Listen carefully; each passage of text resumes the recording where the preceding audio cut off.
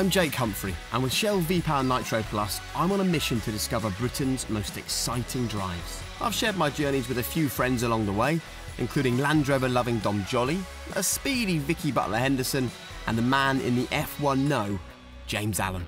For the fourth and final exciting drive of this series, I'm lucky enough to be joined by footballing legend, Michael Owen. Why a Rover Coupe? I was 17 and it was the Bobby Dazzler of its time. But it's like a bit of a boring car, isn't it, for a young footballer? Wouldn't you go with like a wasn't. Peugeot 205 GTI? I know what you're saying, but it was a 1.8 coupe. Whoa! It's funny though, isn't it, that you're still the same person with the same brain and the same eyes, yet you once looked at this car and thought, life doesn't get any better. Yeah. This is the best you can get. Definitely. Once you pass your test, there's no feeling like it, as you just feel like free as a bird. You can go wherever you want. Yeah. When you've got 4 kids, you almost turn into a taxi driver. You don't probably appreciate it as much as you should. And was cars always something that you loved? Yeah, I've always liked cars. I think you've either got it in your blood or you haven't. I think when you're young, a nice car is something that you want. Because obviously the Rover Coupe is lovely, don't get me wrong, but what was the car where you thought, I'm now driving the footballer's dream? An Aston Martin Vanquish. Oh. And I had a Ferrari 599 for about a year, blue. Why blue? You can't have a Ferrari in blue. No, it was a lovely colour. Red, Michael. No, I'm not. I felt like it was too flashy. Get a Ferrari. I'm going to get a Ferrari, but not red. Yeah, because I'm not that flashy. Yeah. So we're going through the village now, Hardham Village. And this is really where I started playing football. It's where all my schools are. These are our local pubs. The Bluebell. Bluebell and the Fox and Grapes, yeah. Plenty of decent night in there. So did you go and watch football in there as a kid? Yes. With your dad? Yeah, still do.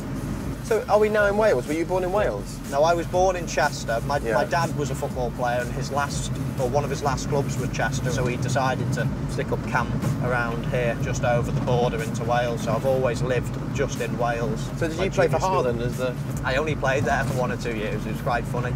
We won the league. We used to beat everyone 9-0. I think at the end of the season I'd scored about 120 goals or something. We got to the end of season awards and I didn't get Player of the Year. What? And then my dad said, right, you're not playing for them anymore. Right. So I went to their biggest rivals. So this is where it started. Gladstone playing fields. Yeah. I probably scored more goals on these fields than anywhere else in the universe. What does it feel like to come back here? It's when you're young and when you're scoring loads of goals every Saturday and your family are all on the side of the pitch watching, these are where you just love the game so much. Pressure off, loving playing with your mates. This is exactly how it was, yeah. Did you hone a celebration here? Did you have a Always one finger up. One arm and one finger up. Give us it one last time, go on. All these years later, it began here and he played for England. Once you're out somewhere, I cannot wait to get home. I miss home, family obviously, but I really am a homeboy and I don't think I will ever move from around this area. So was one of the tough journeys when you left here and drove off out of this area and went and signed for Real Madrid? My worst car journey ever was that. I was at Liverpool since I was a pup. You know, they were everything to me and I really didn't want to leave. When I went back playing for Newcastle and, there was booing from certain parts of the crowd, I mean, I've never felt so upset. It was almost like we had lost a family member in many ways. I tried every opportunity to go back. Liverpool wanted me, but they were never going to pay the 16 million that Newcastle had slapped on the table. And really, Real Madrid were saying to me, you're going to Newcastle or you're going nowhere. And I didn't have a choice. I look at someone like Chelsea that only got done by 4 points last year. Chelsea's not an easy place to score goals. You look at some of the players that have played there, Shevchenko, Torres, some top-class strikers there too. It's a unique club. They don't create chances like some, and Drogba was the last person. Well, it's the style of play. They're a negative style of play.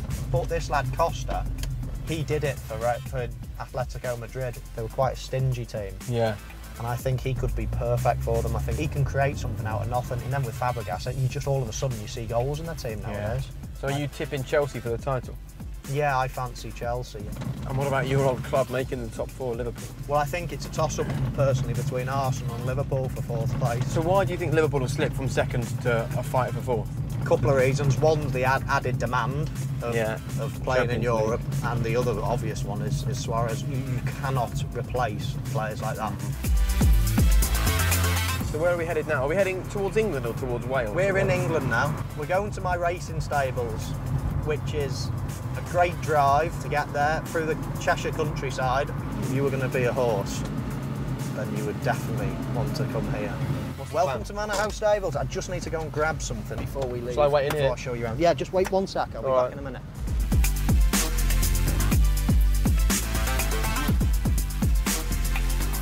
Right then, mate. Sorry about that. Very good, yeah. We'll be needing these later. Do you know what? I thought something like this might happen. I'm just pleased to see there's 2 of them and I'm not going to be left all on my own. Judging by the helmet, we're going horse riding, right? We're going horse riding, and then I'll take you down the Welsh coast to have a look at. See if we can jump on the back of our 4-legged friends down there. I've never ridden a horse in my life, believe it or not. Are you kidding me? No, so it's going to be a nerve-wracking experience for both of us, hopefully. I would love to learn, and we've never been allowed to as footballers. No motorbikes, no jet skis, no skiing, no horses. Now I'm free from all those obligations and rules and everything else. I'd love to have a little sit on the horse and see what it really is like. Yeah. Today is the day. I'm going to drag you down with me, mate. Yeah, thanks for that. I wonder how we're going to get over that hill. Are we going to go through it, round it, or over it? Well, this can't get over the hill. It is over the hill, mate. Look at the view, Michael. That's unbelievable, isn't Do you know what, I don't really want to look, just in case I... Yeah, just keep your eyes on the road. I'll look at the view, Tell me you what they're like. look at the road. It's really nice, I can see lots of hills, it's beautiful, but don't look. And to tell you what, to be fair, your old Rover Coupe is at home. Yeah, it's all right on the hills. If you can stroke that sheep, I'll give you £1,000.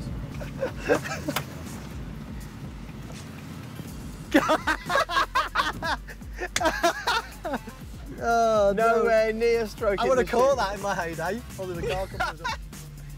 This is absolutely cracking. Mate, Wales is beautiful, isn't it? So where we're headed to is where you used to go on holiday. Can you remember those car journeys as a family? They were the best. Yes. They were so exciting, being part of your family going up the coast to go and sleep in a caravan or a tent or whatever it might be. They were the best days of my life. Are we getting close? We are. We're coming to the beach in Talaka, which is one of the closest beaches to my home. Oh, I'm a bit nervous, actually. Are you a little bit? Yeah, you wait until we see.